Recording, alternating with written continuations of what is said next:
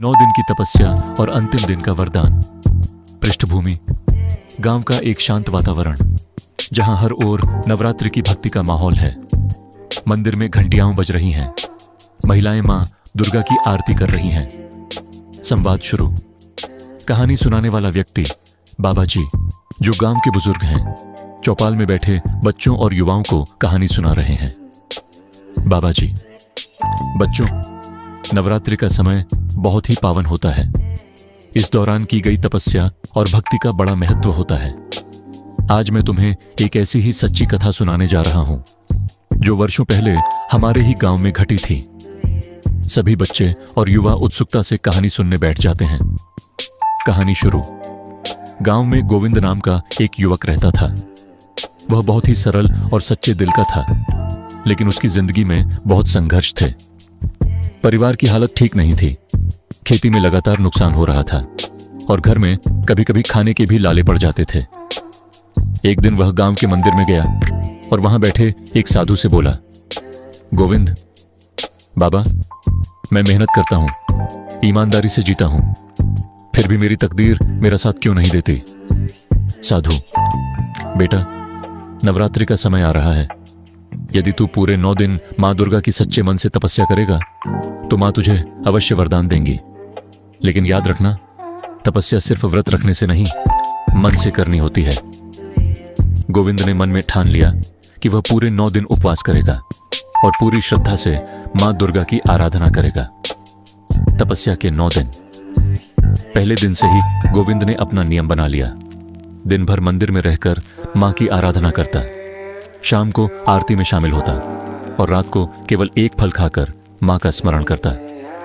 गांव के लोग भी उसकी श्रद्धा देखकर हैरान थे।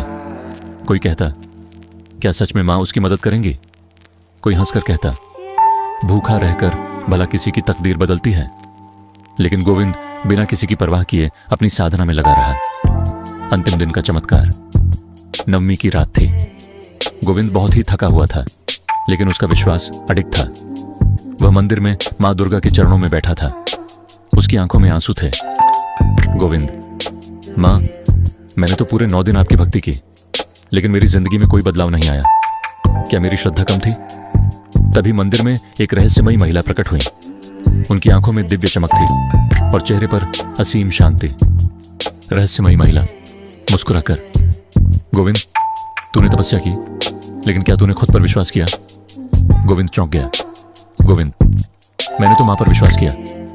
महिला ने प्यार से कहा, मां उन पर कृपा करती हैं जो खुद पर भी विश्वास करते हैं। जा, घर लौट जा, तेरा वरदान तुझे मिल चुका है। गोविंद कुछ समझ नहीं पाया, लेकिन उनके आदेश का पालन करते हुए घर चला गया। वरदान का फल। अगले दिन जब गोविंद अपने खेत में पहुंचा तो वहां एक चमत्कार हो चुका था।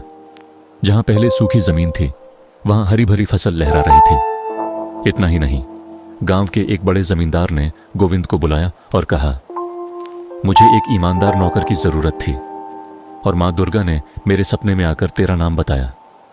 क्या तू मेरा काम संभालेगा? गोविंद की आंखों में आंसू आ गए।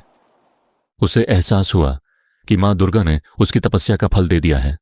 आत्मविश्वास, मेहनत का उचित फल और एक नई जिंदगी। कहानी का संदेश। बाबा जी कहानी खत्म करते हुए बोले, देखो बच्चों, नवरात्रि का अर्थ केवल व्रत रखना नहीं, बल्कि अपने मन और आत्मा को शुद्ध करना है। अगर सच्चे मन से मां की भक्ति करो और खुद पर विश्वास रखो तो मां अवश्य वरदान देती हैं। सभी बच्चों और गांव के लोगों ने सिर झुकाकर मां दुर्गा को प्रणाम किया और यह संकल्प लिया कि वे भी नवरात्रि में सिर्फ व्रत नहीं, बल्कि सच्चे मन से मां की आराधना करेंगे।